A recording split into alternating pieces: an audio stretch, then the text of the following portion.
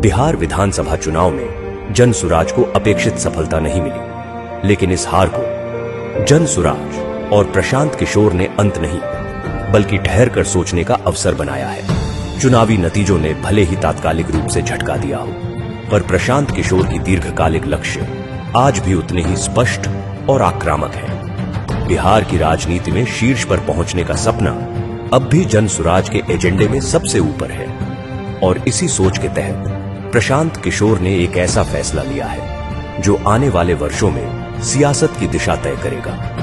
प्रशांत किशोर ने जनसुराज के मौजूदा संगठनात्मक ढांचे को पूरी तरह भंग कर दिया है। सारे संगठन के सारे प्रारूप जो पहले से एग्जिस्ट करते थे उसको भंग कर दिया गया, तो अब उसको फिर से पुनर्गठित करना है। और जैसा मैंने कहा था वहां गांधी आश्रम से कि 15 जनवरी से उसको पुनर्गठित किया जाएगा। प्रयास यह है कि पिछले 3 साल में जो कुछ भी हुआ उसको देखें, उसका मूल्यांकन करें, उसमें जो सही है उसके साथ आगे बढ़ें, जो उसमें कमी रह गई उसको सुधारें या उसको हटाएं। यह फैसला पहली नजर में चौंकाने वाला लग सकता है, लेकिन इसके पीछे जल्दबाजी नहीं बल्कि रणनीतिक धैर्य है। फिलहाल बिहार में कोई बड़ा चुनाव सामने नहीं है। ऐसे में जनसुराज ने नए क्लेवर में संगठन खड़ा करने का मन बनाया है। जनसुराज का फोकस ऐसे समर्पित, भरोसेमंद और जमीनी कार्यकर्ताओं की फौज तैयार करने पर है जो सिर्फ चुनाव के समय नहीं बल्कि रोजमर्रा की राजनीति में सक्रिय भूमिका निभा सके। एनडीए की जीत के बाद बिहार की राजनीति में विपक्ष की हालत कमजोर है। आरजेडी अपने सीमित विधायकों के चलते विपक्ष की भूमिका नहीं निभा रही है। कांग्रेस और वाम दलों की स्थिति भी सदन में प्रभावशाली नहीं है।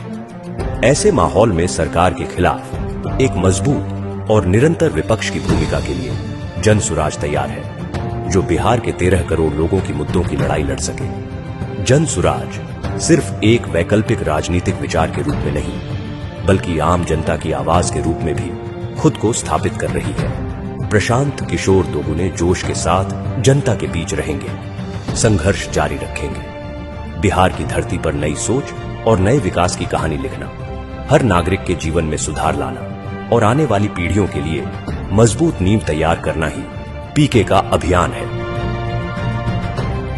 आइए फिर से एक नई कहानी लिखते हैं, पहले की तरह ही मेहनत करते हैं। यकीन है कि हम सब की मेहनत और सब्र आने वाले कल की सबसे बड़ी ताकत बनेगी।